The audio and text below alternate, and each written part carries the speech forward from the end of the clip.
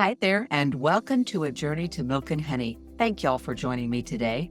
So before we get started, I wanted to wish you all a Purim Sameach, which means a happy Purim, because the next holiday up on the Jewish calendar happens to be Purim.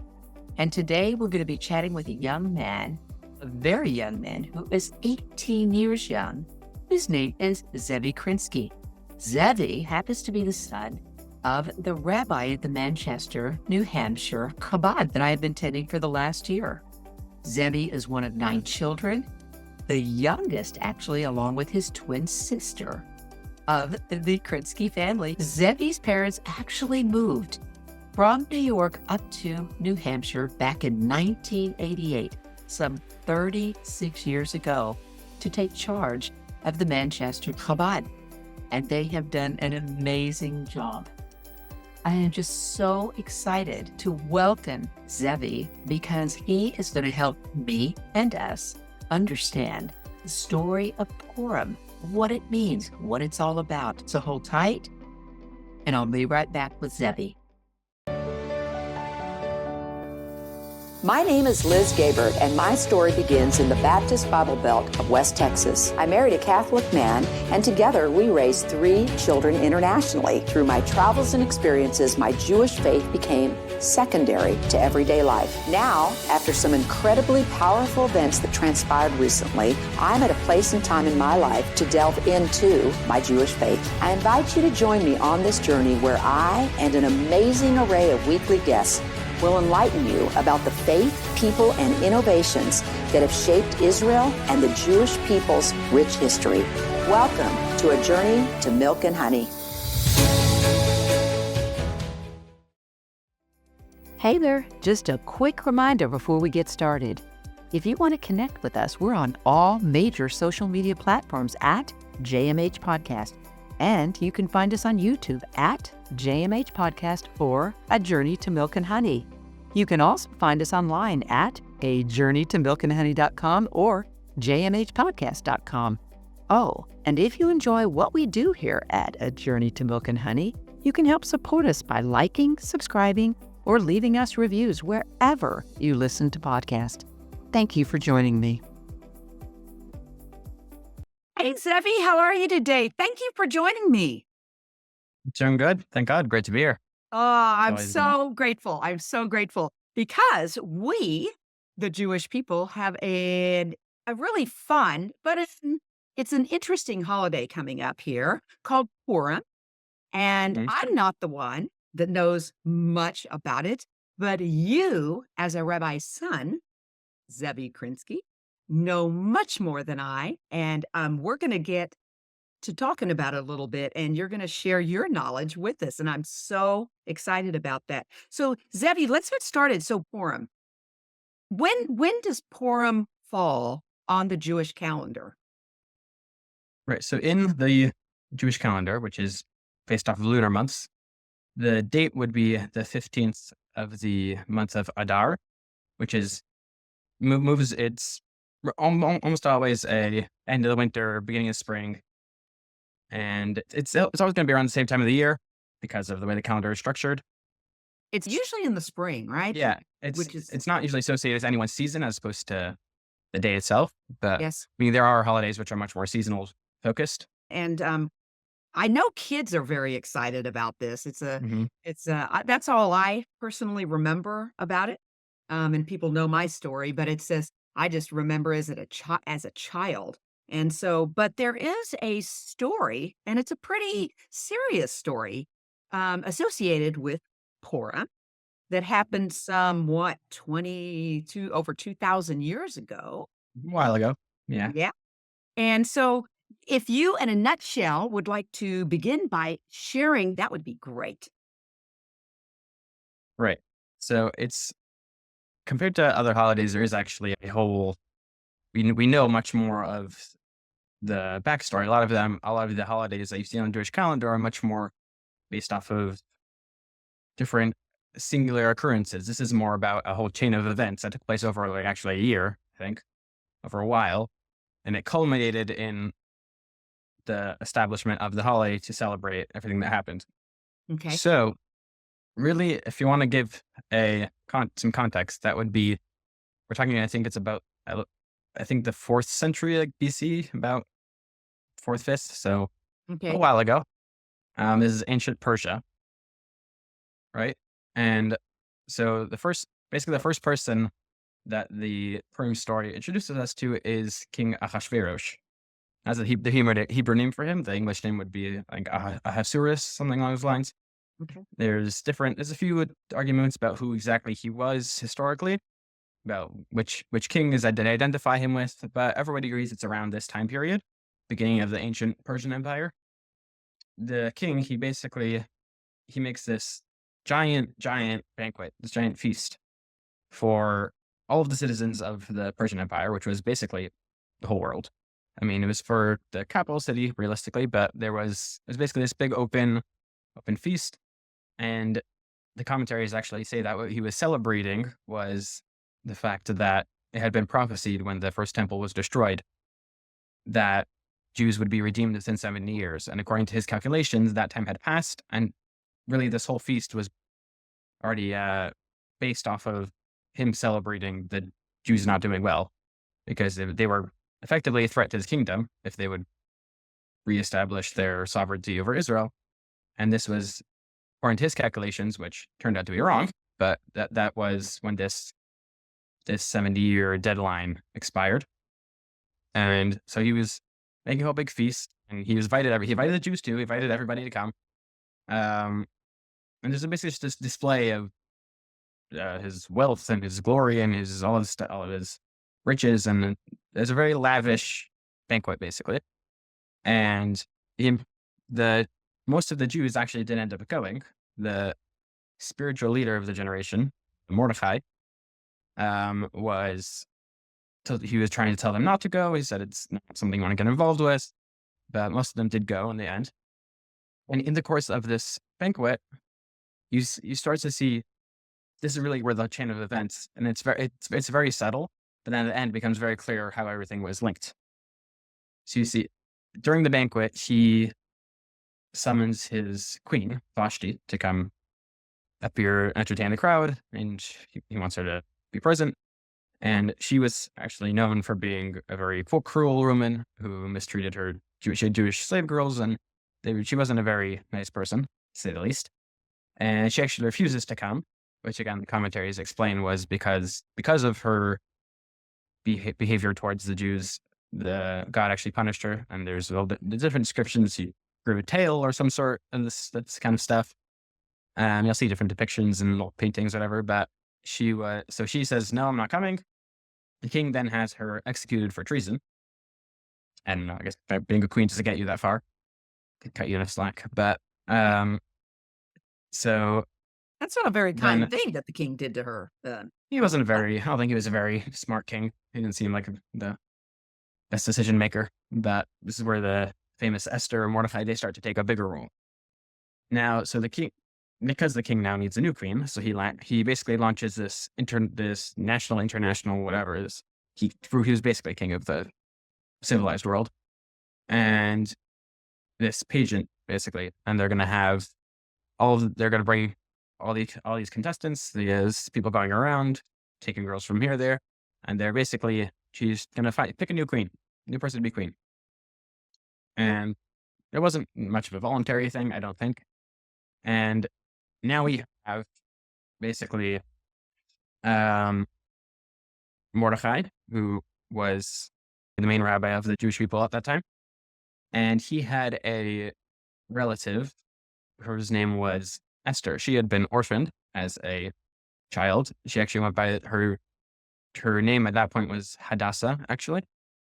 You'll see where the name Esther comes in. Yep. And he was basically raising her. She was left without parents, either during the wars for Jerusalem earlier, but she was basically growing up with him.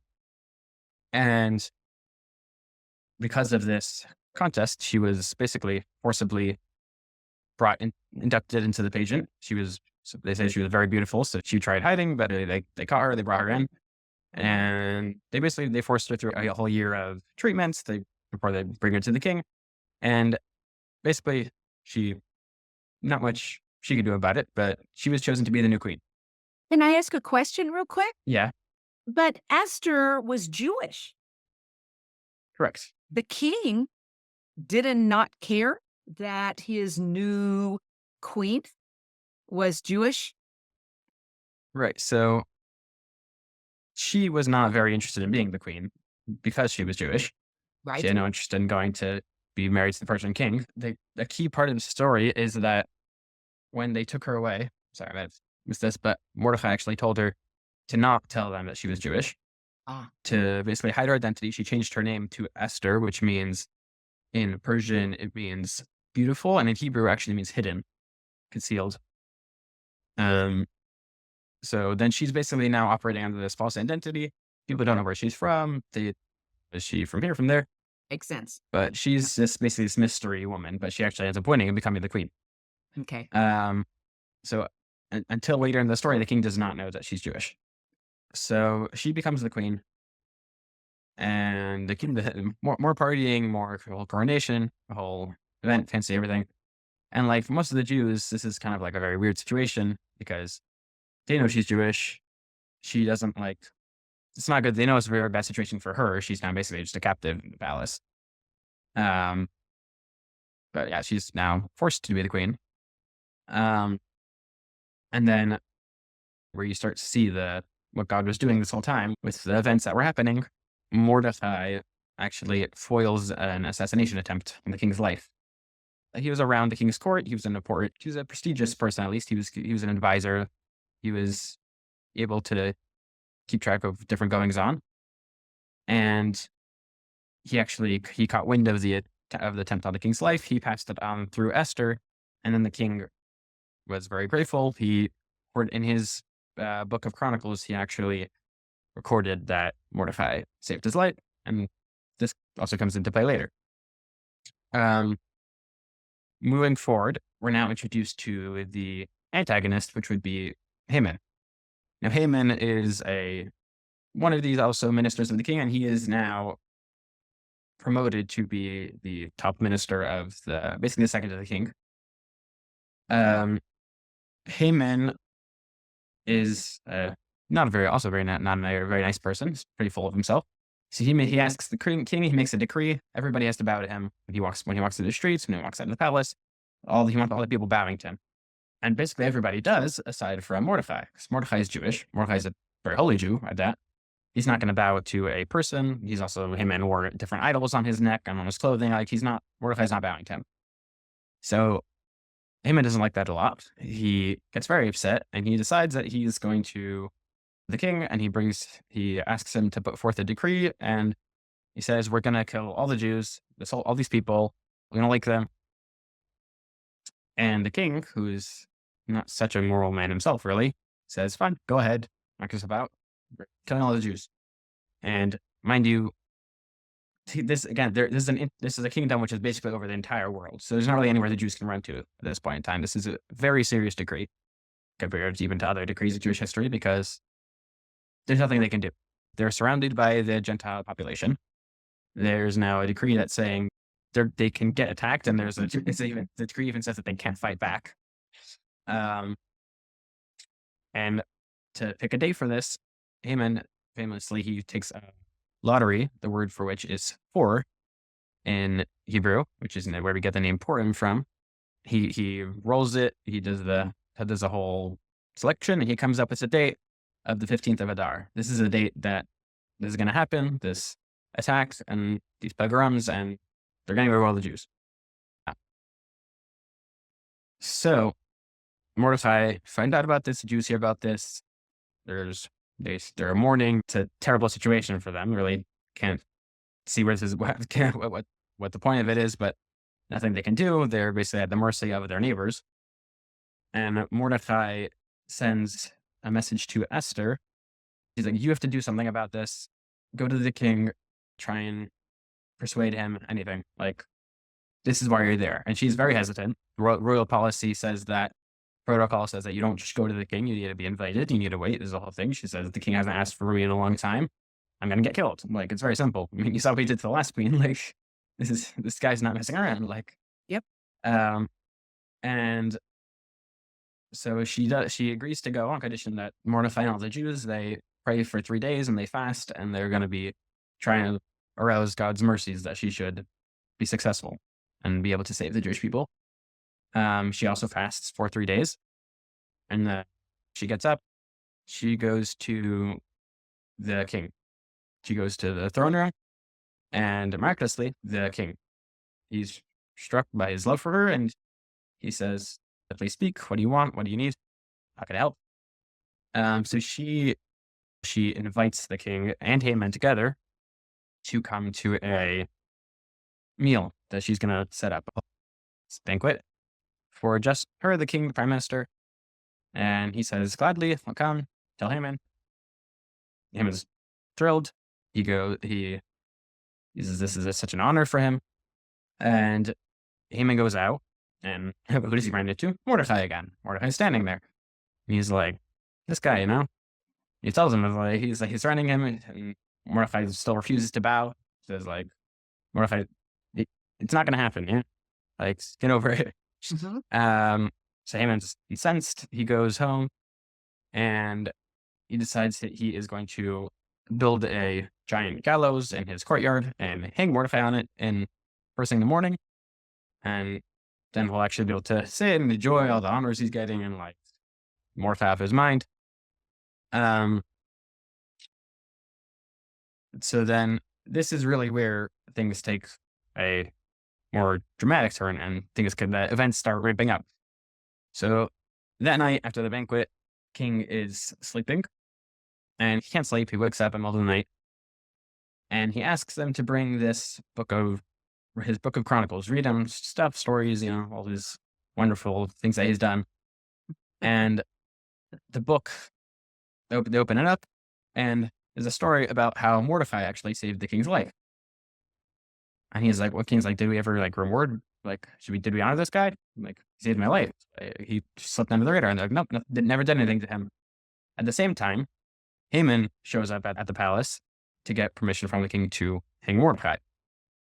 Because apparently there was some sort of law and order here. You weren't just going to go around hanging people. So he is coming to get permission from the king to do this whole hanging ceremony.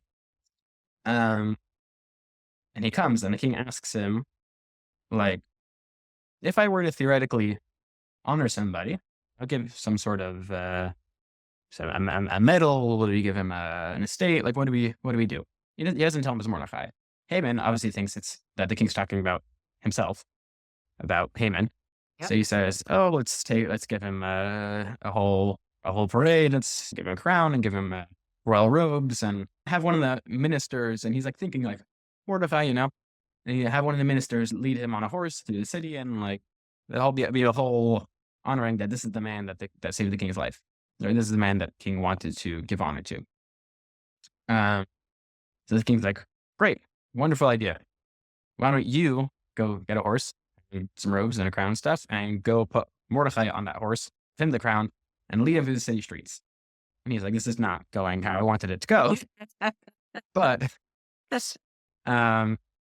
so that's what happens. Now they have a whole parade, and the Jews are rejoicing. This is great. I don't know what's happening here, but this is cool. We're getting so much honor. And by the end of the day,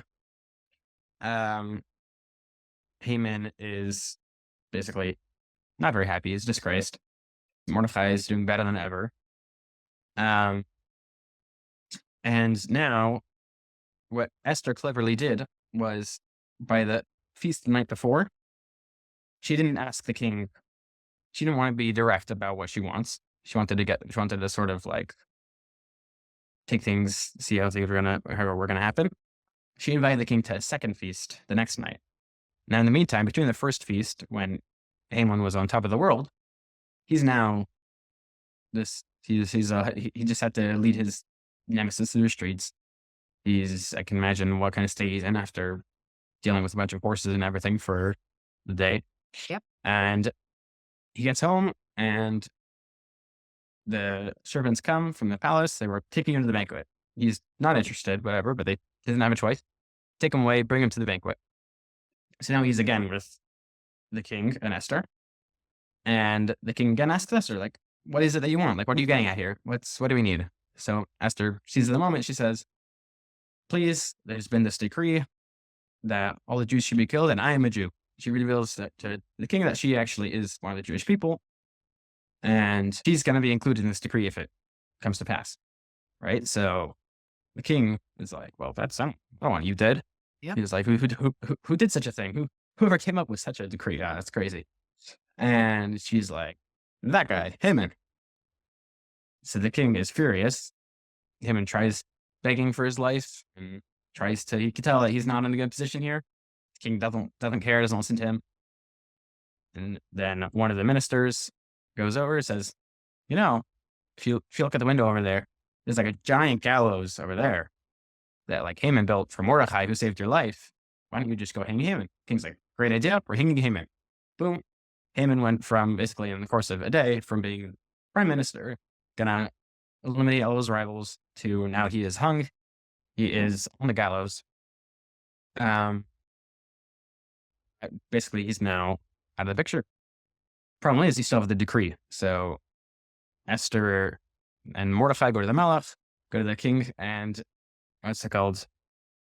And she asks him again. She's like, what can we do about this decree? Could you take it back? He's like, I can't take it back because it's already put into law. There's protocols, I don't know, red tape.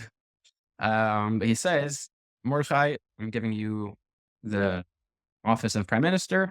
You are now free to send out decrees as you want. You can now send out a decree that the Jews are allowed to defend themselves. So until now, these people have freedom to attack the Jews. Jews can't do anything back. Now, at least the Jews, he can't stop the people from attacking, but the Jews are now given permission to take up arms, militias, I don't know what they're going to do, but fight back. And so they immediately send out new decrees. They send all across the kingdom that on the 13th of Adar, they can now defend themselves. So comes and there's big fighting. Jews are victorious over the enemies. It says they had major victories, and they were only allowed to kill in defense, meaning there's no really offensive action by the Jews. But then it gives numbers whenever it says there are 75,000 people that were attacked and that took up arms against the Jews and then were in turn defeated. And the Jews became very respected by the people, and Mordecai became very involved with the running of the country, and Esther stayed queen. I don't think they were offering her to back out, but that's basically where the story wraps up. So in this story, there are no miracles, right? Mm-hmm. So really what makes Purim special is that there was very clearly things that were going on which were not natural occurrences in terms of the orchestration, how everything worked together, and how things that originally seemed to be the worst that could happen ended up leading to a much better outcome than when they started. And it's really what it's referred to in, I could say, rabbinic literature as a miracle which is concealed within nature. And then God is using nature, and he's just having nature do whatever he wants. God's not breaking nature like there happened by the splitting of the sea, for example. Right. But he's basically showing how, at the end of the day, even these things that seem very dark, very threatening, and like, how could it ever get worse? Really, God was just the whole time he was setting up the steps for us to be saved and to be even raised up to higher levels than we were before. But that's really a very big part of the Purim story, that God was acting in a concealed way. Yeah, that makes sense. But God did have his hand in this. It was just Right. like you were saying. It was Meaning not overt. It was covert. Right. If Vashti hadn't been killed, then you never would have had Esther. If Esther hadn't become queen, they never would have had a voice in the palace. Meaning, and you also see throughout, there's this very interesting dichotomy, almost this balance that's happening with everything that was being done. Like Esther, for example, if she was trying to arouse the king's favor, seemingly it wouldn't have been the smartest idea to fast for 3 days before going to the king. You don't look very good after fasting 3 days. Right. But she understood that what was happening here was a plan that was perfectly arranged by God, and that the important thing is to try and arouse favor by God and Right. to show him that you're worthy of these miracles. And then you have to go and do your part, which is that she was going to go to the king and ask him. But she knew that this whole thing was really the hand orchestrating everything. That not the puppet master, but like the things that everything that was going on was being orchestrated by God. Right. Right. So, what is the lesson here? What is the lesson for us mere mortals from the story? Right. So, I mean, there are definitely numerous Yes. lessons that you could take out from all areas of the story. Different ways that the Mordecai acted, that Esther acted. Sure. Also, there's a lot of depth in the story. There's a lot of conversation about different things, why they happened the way they did. Yep. There is definitely a lot to get into. I mean, just the amount of, because it's very unique that we have the whole story written out as the same way we've had it for thousands of years. It's been a Yes. very in the book of Esther, we have this story in pretty good detail. It was written by Mordecai and Esther themselves, and we basically have it in the exact same wording that they wrote it in 2,000 years ago. So Yep. we have a lot of details compared to other stories, which are more generally about. Right. But In your definitely a big opinion, lesson. you're a young guy. What do you think? What would you walk away with here? What because the Bible is just filled with all kinds of information, and it's meant for us, in our Mhm. case, the Jewish people, is there's messages here, there's teachings here. What should Right. we walk away with from a story such as this?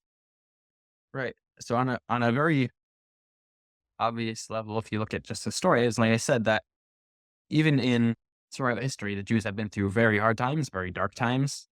Now, in the history it's never really been gone for very long. That even when you feel like things are like kind of this overwhelmingly can't see past it kind of bad going on, Yep. it's good to know that we see that God does have his plan. He has his Yes. master plan, which we can't really see on our very limited human perspective.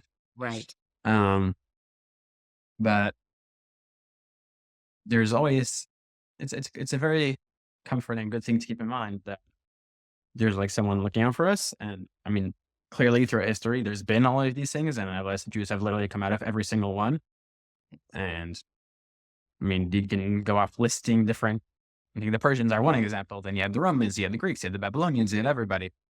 You had the Nazis, you have everybody. Like Yes, that's so many right. people just get annoyed with the Jews and whatever. It doesn't know.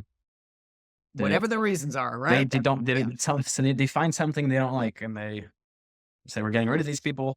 And God always has some sort of steps in place, and He just brings us out of every one. Yeah. Sometimes we're a little bruised, sometimes we've been a little shaken by everything that happened, but it always ends up with the Jews coming out of everything. Yep. And in a lot of situations, it was actually stronger and more committed and more united than before. And also on a practical level, a lot of people feel that the way to stop anti-Semitism is by like just being like everybody else. Meaning the Jews, they went to the banquet. They're like, we can't offend these people. They're our neighbors. Or they're just blend in. Like they're not gonna. We have to be friendly with them. And then we see that nonetheless, even though they tried to follow the culture and whatever, they still were targeted. Yes. Because the people who are out there to hurt the Jews will find a way to hurt the Jews regardless. It's not about any one thing. That if we're just more like them in this area, they'll like it. If we behave the same way and we do the same things and we take on their customs and their cultures, all of a sudden everyone's just going to be able to live happily. Yeah. We see him saying he found a way, and the people were obviously very willing to go along with this decree anyway. So it is a good thing. Like you're not going to get the only way to actually deal with anti-Semitism is by actually standing up as Jews and uniting as Jews and being a very firm and proud of Yes, Judaism and not water it down. And that's right. but really, that people historically have only respected the Jews when Jews are standing up for what they believe in and who they actually are. But that's a That's very right. That's powerful exactly right. message. And that's Mordecai, right? That's Right. Esther, right? I mean, Mordecai was strong. He stood strong. Mhm. Like, I'm not going to bow to you because Yes, that's it's right. not. It's not. We have principles. We have Yep. laws, ways that God commanded us to act, and you're not. No person can really override God's command Yeah, I mean, as much as and that applies to this day. I mean, since October 7th, we've seen a lot of things going on in the world since October 7th. Very dark day, but you see all kinds of amazing light going on. I mean, I'm one of them, but where people have stood up and stood strong, and that's who we are. I mean, it's also a very apropos in terms of a lot of times people put their faith in governments or different systems that are in place that they'll protect the Jews, they'll save us, whatever. But at the end of the day, it gives us a very good perspective on how we should deal with these things. Meaning, do take action, do take political action if it is, try and use your influences, but at the same time, there's a balance where you have to be aware of who's actually in charge, and then try and use the natural channels to accomplish what needs to get done. Meaning, don't sit still and just pray. Right. Be active, but at the same time, have that sort of reference or have that perspective on what's meant to be the way things actually, who's actually controlling. Right, absolutely. And that's what we, the Jewish people, have been doing throughout history. That in itself is a miracle. We're even here, given everything. But God's there, and Yeah, he's there to help us. But he's also, I think, he expects us to help ourselves too. right. Right. So that's great. And thank you for sharing that story with us. So Zevi, the story of Esther is written in the book of Esther called the Megillah is Megillah. a Hebrew Megillah. word. It means a scroll, story. Yep. Um, And just want me to show you here. yes, and so there's many reasons I have you here, but you should, I am proud of you. I'm not your parent, but I'll tell you what, you should be very proud because we are going to show folks that you, in fact, Zevi, have written a Megillah, scripted one, correct? Yeah, I mean, it's a little more at the end of the day, it's writing. Yes. I'll write in a second. Okay, you're going to show us yours because this is not an Just easy to task. visualize. Yep. This is what the kind of Yeah. the script and the writing of the Yes. Megillah looks like. Okay. It's been made the same way for years. It's parchment and ink. Actually, it's a parchment made out of animal skins. Yep. Oh, wow. Okay. It's a very, very specific, unique materials. Go through Yep. a long process of making. And It it's took me quite a freehand. while. It's freehand, right? Yeah, it's Yep. well, it's entirely handwritten. Yep. Very specific type of script. There's a lot of rules to follow in terms of how you write it and the way you write it, and it has to be a certain. Everything fits together, a certain length, it's very specific wording you have to follow. So yeah, it's a very traditional piece of art, really. And the only day that we use it is on Purim, when we actually read from the scroll twice, and there is a mitzvah, a commandment to hear it twice, or at least once throughout on the day of Purim, which this year is this Friday. So How long did it take you to do that? I wish I had a count of hours. I did it over about 6 months. 6 months. Okay. Okay. It- Yeah, because you're a busy guy. You got other things you've got to do. It's definitely a time-consuming project. I mean, different people are quicker at it. There's a lot of variables in terms of people who do these things. I'm not such a professional. So Well, you're 18 years old, and you probably yeah, weren't so- even 18 years old, were you? And Definitely a hobby. yeah, and you have other things. Yeah, But yeah, that's no, amazing. it's a cool kind of project. You should be very, very proud. That's just Again. an amazing thing. So, to talk about some of the fun stuff, and we'll wrap it up on the positive, because all I can remember, to be honest, is when I was a child, is one, you dress, children and maybe everyone dresses up in costumes. And in my day, you dress up as Queen, which we loved as girls, Queen Esther, right? Or you could dress up as Haman if you're a guy, or Mordecai. But we dress up, we read the book of Esther, the Megillah, and then we also have a feast. And there's all kinds of great food associated with this as well. So my question to you is that you, I imagine, as a child, dressed up. Did you not, in costumes? We did. Yeah. You did? Okay. So, did you have a favorite costume that you dressed up in? Right. So, I mean, in my family in particular, as you're Yep. familiar with Chabad of New Hampshire, Yes. we were always doing these different themed events for Purim. So I Okay. usually dressed up along with the theme of our party that we were doing. Yep. Either I remember one year I dressed up as an IDF soldier. One year Ah, I dressed up as we did a Purim party as a '60s theme. So as an yep. astronaut, NASA, we did a lot of different stuff. Um, I mean, it's less fun as you get older. They don't let you dress up as much. I mean, get more limited on your costume options. Then, as we're reading the book of Esther, the Megillah, what goes on with the kids and so forth? What's going on there? Right. So there's a fun custom, which is that to show our contempt and our dislike for this Haman guy, every time his name is read, or almost every time, whenever it's read with some sort of titles attached, we have noisemakers, which are usually these little spinning things that called grutters. That's And it. I as couldn't soon remember what they're called. That's right. That's right. whenever the reader reads his name, all the kids, adults go nuts, making noise, things, boo, boo, boo, Yep. banging, stamping, just drowning out his name. You don't want, we don't like this guy again. Just, Yep. we don't want to talk about him, don't remember him, get him out of here. So that's always a fun part of the Megillah reading. That is. It is. And how long-ish does it take to read the Megillah-ish? I mean, it depends on the reader.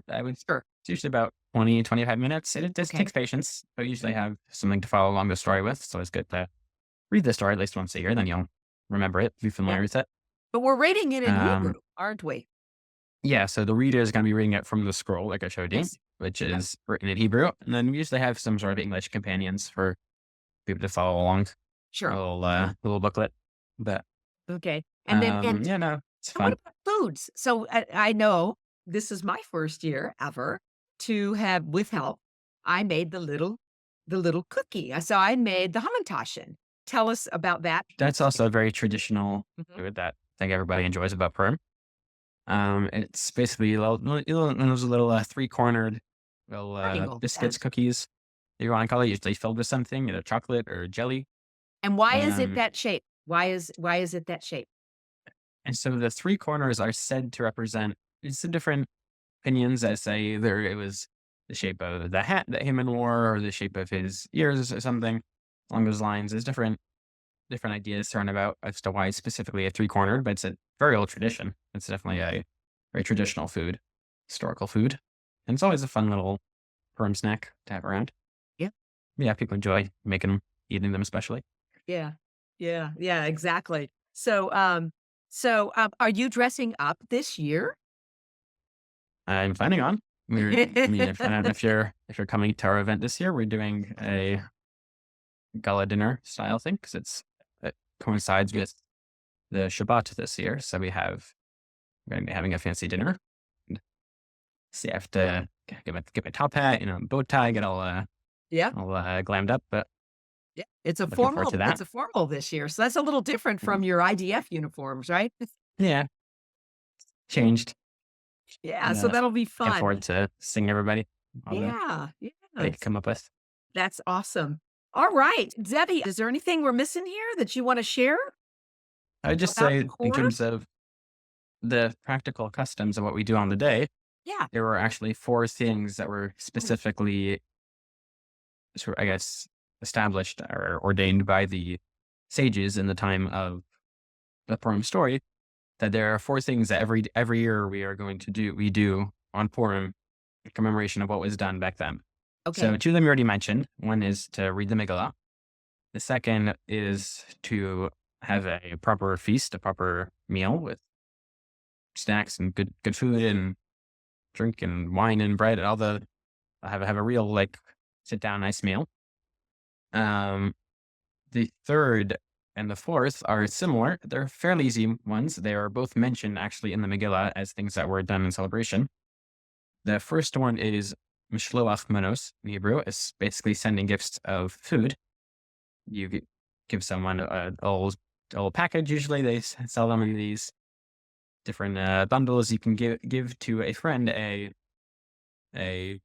food and a drink, or 2 types of food, or it's basically a thing that they did in celebration. Then they were exchanging gifts. Everyone was all celebrating, and that's one of the things that they said the sages ordained that should be done by the people throughout for all of history. That Jews should do that on Purim, send these gifts to each other. And there was also, they established gifts to poorest people specifically, that to not leave the poor people out of the celebration, the partying, and that they should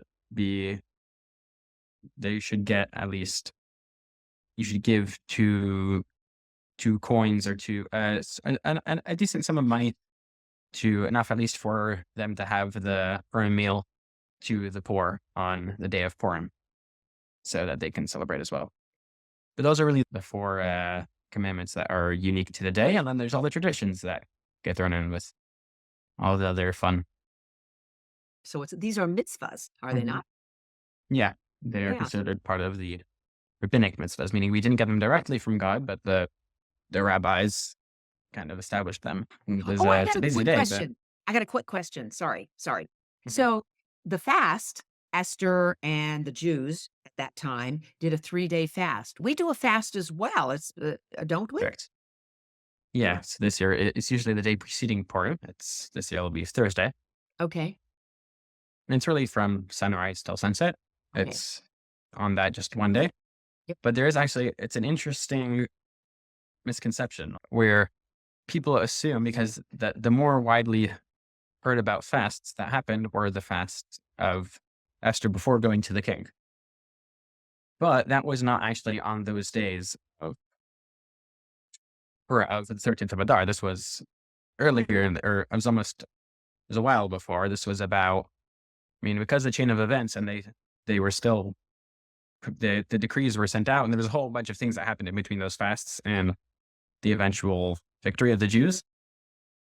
So really what we're commemorating on the fast of Esther, the day before Purim, is that when the Jews were fighting on the 13th of Adar, 14th of Adar, those days, Esther and Mordecai were not part of the fighting, were fasting in the palace, praying for their success. So it's really a separate thing from the 3-day fasts. And it does get commonly confused, because those are the ones that you hear about, that they fasted for 3 Yes. days before Esther went to the king. Yes. Yeah, really where it's more of a commemoration of the day that they were fighting, Esther and Mordecai were praying and fasting in the palace.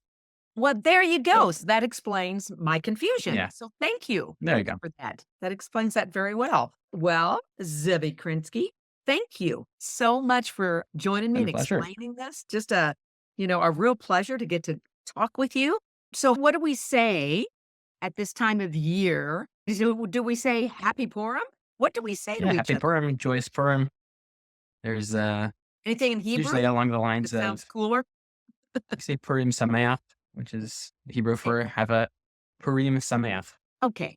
You have a joyous, happy Purim. I like that. All right, Zevi, For thank greetings. you very, very much for the time. Thank you. And Purim Sameach. Purim Sameach to you. There you go. As we wrap up today's episode, we hope you enjoyed learning about vibrant traditions and the meaningful story that make Purim so special. From the story of Esther to the joy of costumes, feasts, and charity, Purim reminds us of the power of resilience, community, and the importance of standing up for what's right. Whether you're wearing a costume or enjoying some hamantaschen, or reflecting on the lessons of the book of Esther. Purim is a time to embrace the lightness and joy of life. I want to thank Zevi Krinsky so much for joining me today. What an amazing young man and a real treat. And thank y'all for tuning in. Wishing you all a joyous Purim full of laughter, love, and community. Until next time, take care and Purim Sameach. Thank you all for joining me today on A Journey to Milk and Honey. Before you go, don't forget that you can stay connected with us on social media, as we're on all major platforms at JMH Podcast, and we would love to hear from you. You can also find us on YouTube at JMH Podcast or A Journey to Milk and Honey. And don't forget to like, subscribe, and turn on your notifications, as it really helps out our channel. And wherever you listen to your podcast, make sure to follow us there to stay updated on new episodes and to keep your journey going. If you're looking for more, you can visit us online at ajourneytomilkandhoney.com or jmhpodcast.com. Oh, and by the way, if you enjoyed this podcast, please take a moment to leave a review or comment, as your feedback helps the podcast to grow and improve, and we truly value your support. Until next time, stay curious, stay connected, and shalom.